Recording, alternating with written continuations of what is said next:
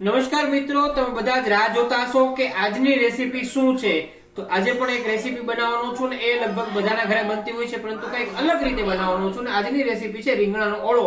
શિયાળો ચાલી રહ્યો છે ને બધાને ભાવે, કારણ કે રીંગણાનો ઓળો અને બાજરાનો રોટલો હોય તો જમાવટ થઈ જાય, પણ આપણે રીંગણાનો ઓળો બનાવવાનો છે ને સાથે ભાખરી ખીચડીનો સ્વાદ માણવાનો છે। તો પહેલા આપણે રીંગણાનો ઓળો કેમ બને છે ને એ જોજો। મેં કડાઈની અંદર સરસ તેલ મૂકી દીધું છે, લગભગ 3 થી 4 ચમચી જેટલું મેં તેલ લીધું છે, કારણ કે મેં 3 જે મોટા રીંગણા 500 ગ્રામ રીંગણા છે ને એ નો ઓળો બનાવવાનો છે। આ રીંગણા છે એને મેં બાફીને તૈયાર રાખેલા છે, સાથે એનું કચુંબર કરી નાખ્યું છે, અને ડુંગળી લસણ અને મરચા છે એ વઘારની અંદર નાખવાનો છું।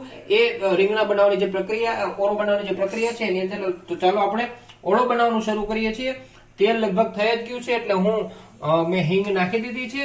આ જરાક હિંગ છે એ નાખીને એનો વઘાર કરવાનો હોય છે। ત્યારબાદ ઓળો કરવા માટે આ જે ડુંગળી લસણ અને ટમેટા છે ને એનો આપણે અહીંયા વઘાર કરીએ છીએ। એકદમ સરસ મજાની સ્મેલ આવી જશે।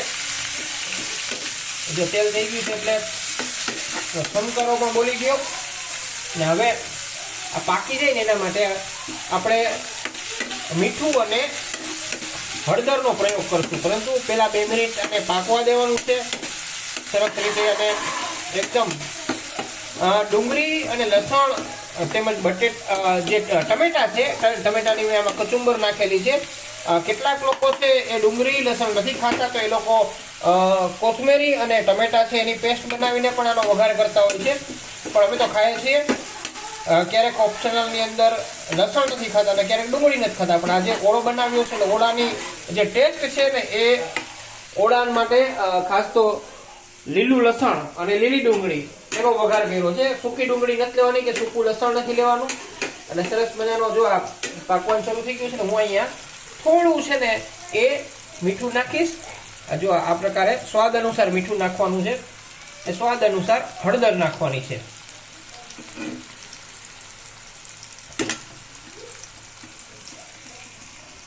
તો જે લીલું લસણ, લીલી ડુંગળી અને ટમેટા જે આપણે નાખ્યા હતા સાંતળવા માટે એકદમ સરસ રીતે પાકી ગયા છે।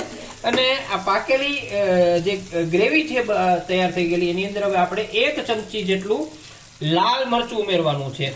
તમને સ્વાદ જેટલો લાગે તીખો એટલું તમે ઉમેરી શકો છો। અમારે ત્યાં થોડુંક વધારે તીખું ખવાય છે એટલે સરસ મજાનું જો લાલ કરી દીધું છે। ધીમા તાપે સાંતળવાનું છે ને હવે સીધો જે આ રીંગણાની ગ્રેવી છે ને તૈયાર કરેલી બાફેલા રીંગણાની એ વઘાર માટે નાખી દેવાના છે, એટલે ઓળો છે બનવાની શરૂઆત થઈ જશે।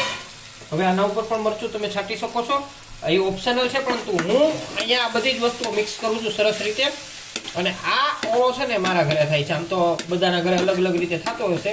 દેશી ચૂલાનો ઓળો છે એની ખાવાની પણ અલગ મજા છે, પણ આપણે સિટીની અંદર દેશી ચૂલો ક્યાંથી કાઢીએ, એટલે આ જો આટલું સરસ રીતે છે ને અને મેશ કરી લેવાનું છે। મેશ કરી લ્યો એટલે રીંગણા ઘણા ન ભાવતા હોય, મને ઓછા ભાવે છે, પણ ઓળો હોય તો હું ખાઈ લઉં છું। અને પાવભાજીની અંદર તો રીંગણા ઓલવેઝ હોય જ છે, તો એની અંદર તો એની અલગ જ વાત છે, પણ શિયાળો છે એટલે આ સરસ મજાનો મોઢામાં પાણી આવી જાય ને એવો ઓળો અત્યારે તૈયાર કર્યો છે, બરાબર છે। અને આપણે પાકવા દેવાનો છે, આ થોડીક વાર પાકી જશે ને હળવા તાપે, બરાબર છે। એના ઉપર આપણે થોડું સ્વાદ અનુસાર મરચું નાખશું, ભભરાવશું, અને પછી લીલા સરસ મજાના ધાણા એટલે કે કોથમેરી છાંટી અને પછી થાળીમાં પીરસીને જમશું। આ પપ્પાની ફરમાઈશ ઉપર બનાવ્યો છે, આમ તો રસોઈ મયુરી બનાવતી હોય, પણ ઓળો તૈયાર થઈ ગયો છે અને પાકવા દીધો છે થોડી, એટલે 2 કે 3 મિનિટની અંદર ઓળો તૈયાર થઈ જશે। તો મિત્રો, ઘરે ઓળો બનાવ્યો છે, ભાખરીની સાથે ખાવાનો છું। તમારા ઘરે શું બનાવ્યું છે મને કોમેન્ટ કરીને કહેજો। ને હા, મારી એક ફરિયાદ છે, ઘણા બધા મિત્રો મને એવું કહે છે કે તમે વ્લોગ બનાવો છો, રેસીપી બનાવો છો અને અમને જમવાનું આમંત્રણ નથી આપતા। તો જે કોઈને પણ મારા ઘરના દરવાજા ખુલ્લા છે, મારા તમામ મિત્રો માટે આવો, સાથે મળીને જમીએ, મોજ કરીએ। ગમે ત્યારે આવો ત્યારે ફોન કરી દેજો, સાંજના સમય માટે 6:30-7 વાગે ફોન કરી દો કે આજે આ ખાવું છે, એટલે આપણે ચોક્કસ બની જશે। આજની આ દિવસ છે એટલે આપણે 26મી જાન્યુઆરીની વાત પણ કરી લઈએ, પ્રજાસત્તાક પર્વ છે, પણ આજનો આ જે રેસીપી છે ને તમારા માટે બનાવી છે, કારણ કે શિયાળો ચાલે છે ને બધાને ઓળો ગમતો હોય છે। તો ઘરે બનાવો, ના બનાવ્યું હો તો મારા ઘરે આવી જાજો, ત્યારે આપણે બનાવી દેશું। રેસીપી આજે તૈયાર છે ને ચાલો જમીએ બધા અને શેર કરી દેજો આ વિડીયોને બરાબર છે કોમેન્ટ કરીને શેર જરૂર કરજો